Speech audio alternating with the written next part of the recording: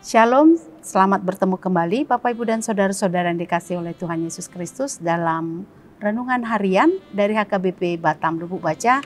Hari ini Selasa 29 Maret 2022.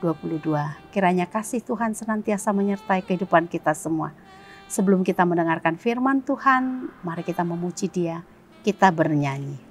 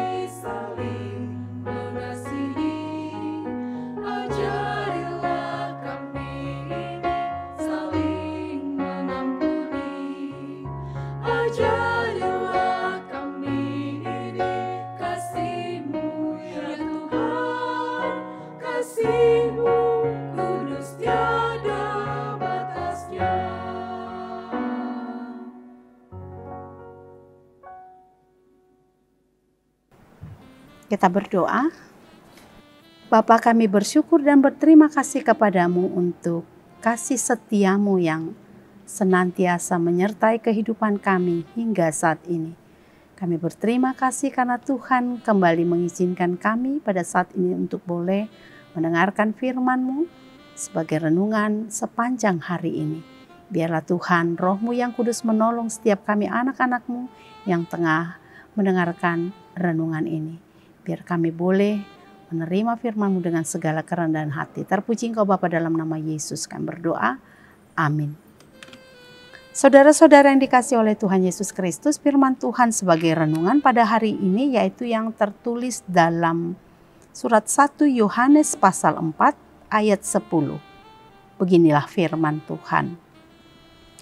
Inilah kasih itu, bukan kita yang telah mengasihi Allah, tetapi Allah yang telah mengasihi kita dan yang telah mengutus anaknya sebagai pendamaian bagi dosa-dosa kita. Dalam terjemahan bahasa Batak dikatakan, di bagasanodo holongnya rohai. Dari hita maka holongi di Batak. Ibanado maka holongi hita. Jala disuruh do anakna, bahen pardengganan, pasaihon dosata. Demikian firman Tuhan. Saudara-saudara yang dikasihi oleh Tuhan Yesus, ada begitu banyak hubungan atau relasi di dalam kehidupan kita ini yang disebutkan dan atau digambarkan sebagai hubungan yang penuh kasih sayang. Katakanlah itu dalam keluarga, dalam sebuah persahabatan, dalam kelompok atau persekutuan di tengah-tengah gereja dan lain sebagainya. Namun begitu seringnya juga hubungan yang tadinya itu dikatakan sebagai hubungan yang dipenuhi dengan kasih sayang, hubungan tersebut gagal untuk menjalankan hidup yang saling mengasihi satu sama lain. Bahkan di tengah-tengah hubungan itu ada sikap yang saling menyakiti satu sama lain. Sikap yang bermusuhan, berseteru. Karena memang kasih yang dipahami adalah kasih yang memiliki syarat-syarat tertentu. Bukan kasih yang tulus dan murni, yang nampak dalam semua situasi dan kondisi. Ada syarat di dalam hati manusia. Dia akan mengasihi kalau kasih itu bisa dilakukan secara timbal balik. Dia hanya akan mau mengasihi untuk orang-orang tertentu saja. Orang-orang yang baik. Untuk orang-orang yang jahat tidak akan ada kasih. Ada orang yang berprinsip juga. Aku akan mengasihi sepanjang itu akan mendatangkan manfaat atau keuntungan bagi dirinya. Oleh karena itu, saudara-saudara yang dikasih oleh Tuhan Yesus, ketika kita memiliki persyaratan-persyaratan seperti itu, dan syarat itu suatu ketika dilanggar atau tidak terpenuhi, di sanalah begitu sulitnya kita untuk menjalankan kasih itu. Kita tidak akan mampu untuk melakukannya. Kita berhenti mengasihi, kita tidak bisa mengasihi di luar ketentuan yang sudah kita tetapkan di dalam hati kita. Dan itulah kasih yang ada di tengah-tengah dunia ini. Kasih yang harus timbal balik, kasih yang penuh dengan persyaratan, kasih yang sangat terbatas sekali. Namun berbeda dengan kasih yang dinyatakan oleh Tuhan Allah dalam kehidupan manusia, di dalam Tuhan Yesus Kristus. Ia mengasihi kita tanpa syarat.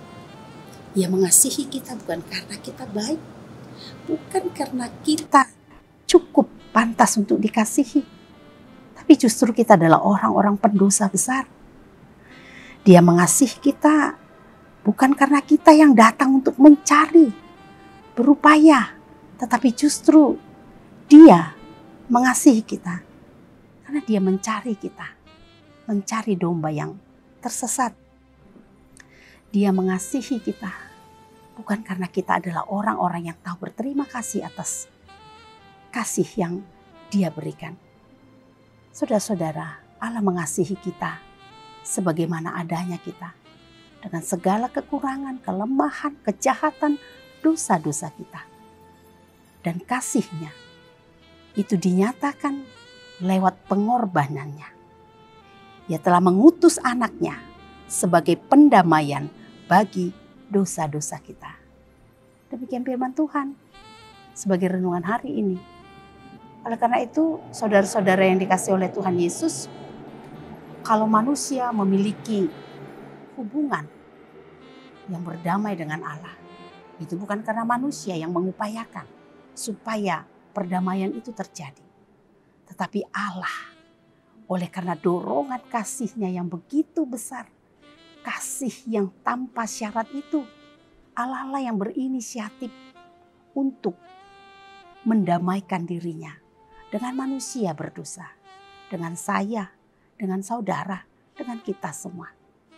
Dan Allah mau setiap manusia, orang-orang percaya juga belajar untuk hidup tinggal di dalam kasih seperti yang telah Ia nyatakan kepada manusia.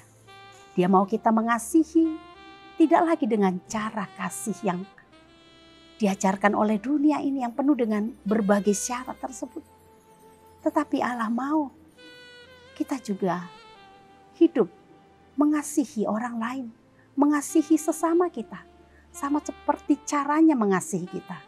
Mengasihi kita dengan tulus, mengasihi kita dengan tanpa syarat. Saudara-saudara yang dikasihi oleh Tuhan Yesus Kristus, memang tidak mudah untuk melakukan itu.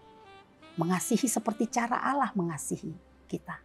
Namun ketika kita benar-benar mengerti bahwa kita telah lebih dulu menerima kasih itu, Allah telah lebih dulu melakukannya bagi kita, menyerahkan hidupnya sebagai korban persembahan tebusan dosa bagi kita. Selama kita mengerti bahwa kita telah lebih dulu menerima pengampunan itu dari Allah, maka di sana kita akan memiliki hati yang tergerak juga untuk mengasihi orang lain. Seperti cara Allah mengasihi kita. Oleh karena itu, saudara-saudara yang dikasihi oleh Tuhan Yesus, mari kita diajak firman Tuhan hari ini untuk hidup di dalam kasih Tuhan. Hanya dengan kasih Allah, kita akan bisa menjalani kehidupan kita, apakah itu di tengah-tengah kehidupan rumah tangga, persahabatan kita, pergaulan kita dengan sesama kita, persekutuan kita di tengah-tengah gereja atau dimanapun. Hanya dengan kasih Allah kita akan dapat memelihara hubungan kita itu penuh damai sejahtera.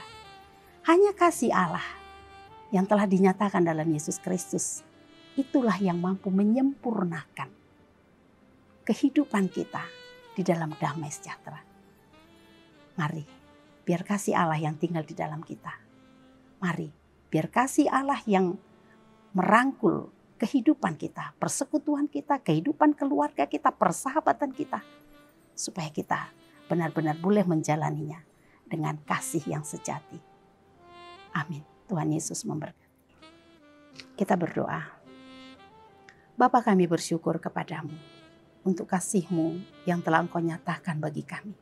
Di dalam Tuhan Yesus Kristus, Engkau telah mengasihi kami Tuhan.